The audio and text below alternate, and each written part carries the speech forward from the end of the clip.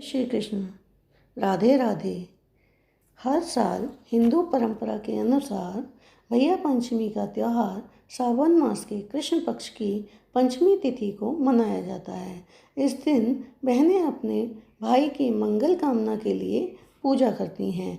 घर के आंगन में एक बर्तन में मिट्टी रखते हैं। एक थाली में रात के भीगे देसी चने, भीगी साबुत हरी मूंग दाल, रोली, कोई भी मिठाई, पेड़ा या बर्फ़ी और एक जल का लोटा भरकर रखते हैं। भीगे चने, भीगी दाल, मिठाई और रुपए रखकर बायना मांजते हैं, जो सास, जिठानी या ननद को दिया जाता है। हाथ में चने व दाल लेकर कहानी कहते हैं। आइए सुनते हैं। एक परिवार में 7 बहुएं थीं। 6 बहुओं के मायके वाले थे। वो बड़े ही अमीर थे। इस कारण ससुराल में उनका बड़ा ही मान सम्मान था। छोटी बहू के मायके में कोई नहीं था। सभी उसका और उसके बच्चों का तिरस्कार करते। 30 त्योहारों पर जेठानियों के मायके वाले आते और उनके यहाँ बहुत सारा धन लेकर उन्हें विदा करा के ले जाते। छोटी बहू के मायके में कोई था ही नहीं जो उसे लेने आता। हर साल की तरह सावन का महीना आया। छोटी बहू एक पेड़ के नीचे बैठकर दुखी होकर रोने लगी। काश मेरे भी कोई भाई होता जो मुझे विदा कराने आता।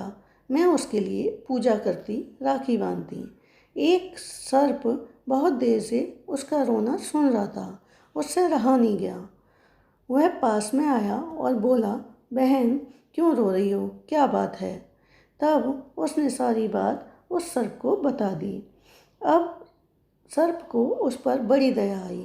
वह बोला, बहन तुम चिंता ना करो, इस बार मैं तुम्हारा भाई बनकर तुम्हें लेने आऊँगा। अभी तुम अपने घर जाओ। भैया पंचमी का दिन आया। सभी दौरानी जेठानी पूजा कर रही थीं। तभी वो नाग छोटी बहू का भाई बनकर आया। साथ में बहुत सारा सामान लाया।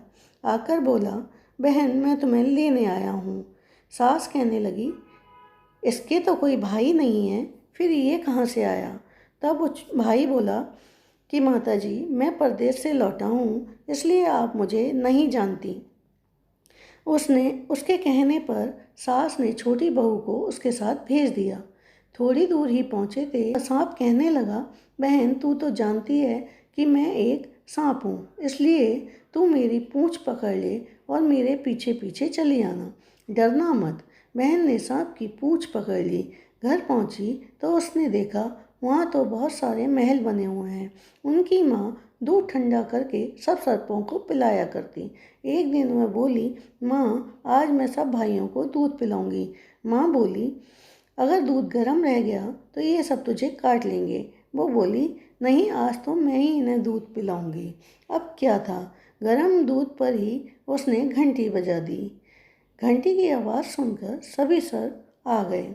किसी का मुंह जला, किसी की पूंछ जली।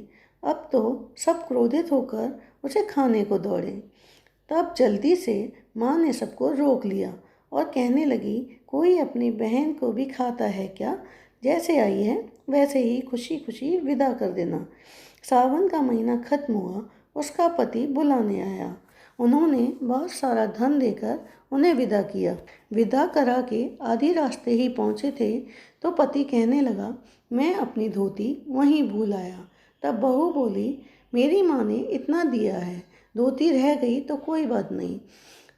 पर वो नहीं माना और धोती लेने चला गया तो देखा कि वहाँ तो कोई महल ही नहीं है। उसकी धोती एक पेड़ पर टंगी है। वो लौट कर आया और गुस्से से कहने लगा, बता तू कहाँ गई थी? वह बोली, मेरे कोई पीहर नहीं है। नाहक देवता ही मेरे भाई बनकर आए और उन्होंने मुझे 1 महीने के लिए पीहर दिया। तभी से छोटी बहू हर साल अपने भाई के साथ पीहर जाने लगी। इस दिन सभी बहनें अपने भाई की मंगल कामना के लिए पूजा करती हैं। इस तरह से कहानी सुनकर हाथ के चने व दाल मिट्टी में छोड़ देते हैं और फिर उन्हें मिट्टी में ही दबा देते हैं। आपको ये भाई पंचमी की कहानी कैसी लगी कमेंट करके मुझे ज़रूर बताइएगा। ज़्यादा से ज़्यादा लाइक, शेयर और सब्सक्राइब करें। राधे राधे।